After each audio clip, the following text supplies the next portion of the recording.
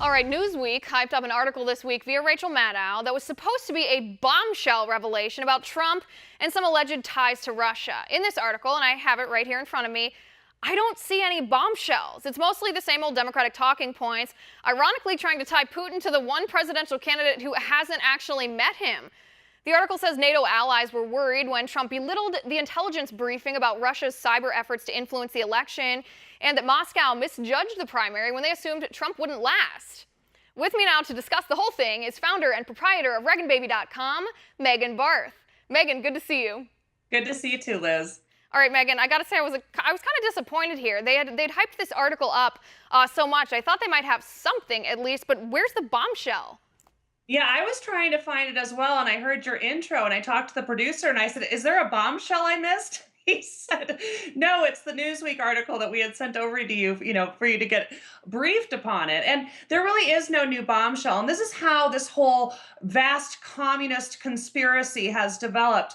When Hillary Clinton at the debate, in order to avoid what it was in WikiLeaks, what the Democrats have tried to do is create the boogeyman instead so they could point and distract elsewhere. 17 intelligence agencies, as Hillary Clinton claimed, did not verify with evidence that Russia is behind these leaks.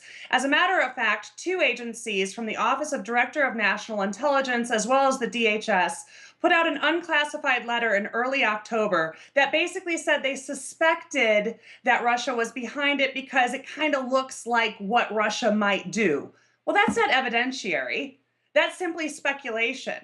And so in order to avoid what is truly in these WikiLeaks documents, and in really order to avoid their gross negligence in just protecting not only her secret server, but their email communication in the campaign, should all make us question the judgment of Hillary Clinton and those that surround her on her campaign. Right, and I think there's a very clear difference, too, between foreign intelligence services and foreign governments trying to influence an election, even an American election, just to disrupt our political system, or trying to prop up a candidate. And it's my understanding, Megan, you can correct me if I've missed something here. Any viewer can correct me if I missed something here. But these intelligence agencies that said that Russia is trying to influence the election, they never said that Russia was trying to influence it for Trump. My understanding is that they were trying to influence it to disrupt the presidency of whichever of these 2 candidates become president so that they have a tough time making America the leader of the world.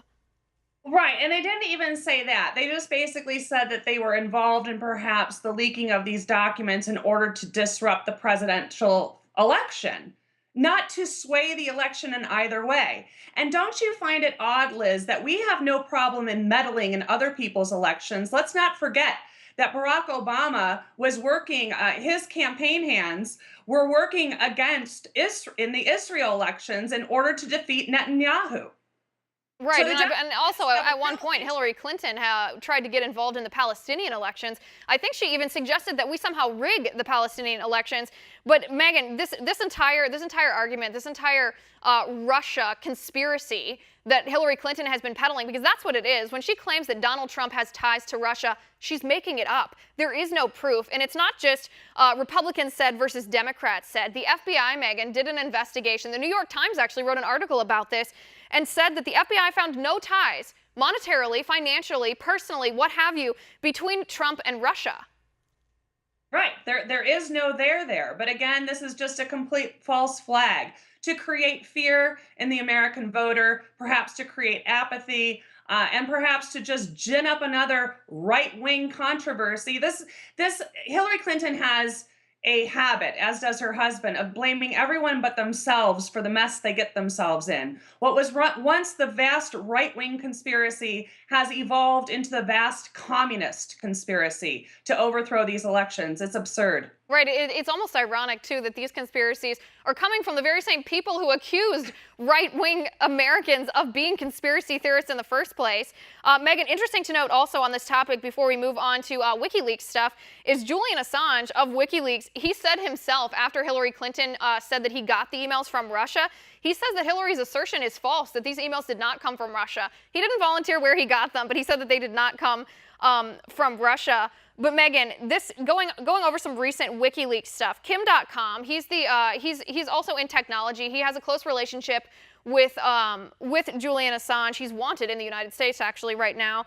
But he says that WikiLeaks is going to release the 33,000 deleted emails that belonged to Hillary Clinton, that he knows where they are and that he even knows how to access them legally. The last part I have to say I doubt, given his history, but I do wonder if WikiLeaks has access to them. Well, look, someone has them. That's the bottom line. If the Democrats want to claim that everyone can hack every department and that we're all basically victims of cyber attacks, why does Hillary Clinton believe that she's immune from attack? Why does she believe that her homebrewed server that was basically put together in an extraordinarily shoddy manner and kept in an unsecured location, why wouldn't her server be attacked if our State Department server can be attacked? It doesn't make sense. The problems exist because Hillary Clinton chose to lie. She chose to create her own private server in order to hide her quid pro quo arrangements that she had made with the Clinton Foundation, the State Department, and foreign agencies. The FBI believes that her server was hacked no less than 5 times by foreign agents. So for us to assume that somehow these 35,000, I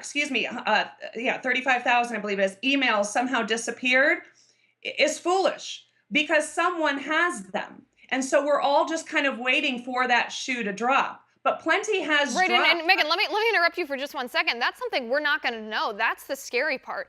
These 5 foreign intelligence services, at least 5, I should say, to quote the FBI source here that told Bret Baier, we don't know who they are. And if they're a smart intelligence source or service for their country, they're not going to tell us. We don't know what information they have, and we don't know how they're going to use it against us. All we know is that this proves unequivocally that Hillary Clinton did put the national security of our country at risk. No matter how many times she denies it, we now have proof that she did. Yeah, and there is no word intent that exists in the Espionage Act. That was created by Comey in order to try to find fault because the DOJ had raised the bar so high. They basically forced his agency to find intent, when in fact just the mishandling of confidential information, top secret information, is in fact a violation of the Espionage Act. The FBI, I believe there are some good angels still within that agency that hasn't been politicized, as well as other agencies that perhaps leaked this information because the security, the national security of this country has been compromised. And they did so, I believe, in a heroic manner in order to protect us from these foreign agents. Why aren't we talking blackmail, Liz?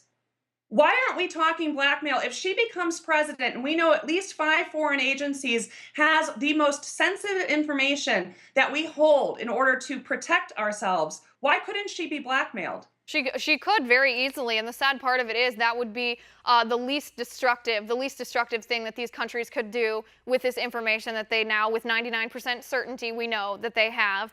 Megan, I wish we could continue this conversation further, but we're out of time. Thanks so much for being here. All right, guys, you know the drill. Talk to me. Tweet Liz_Wheeler. You know I read all your tweets. And we'll meet you back here in just a minute.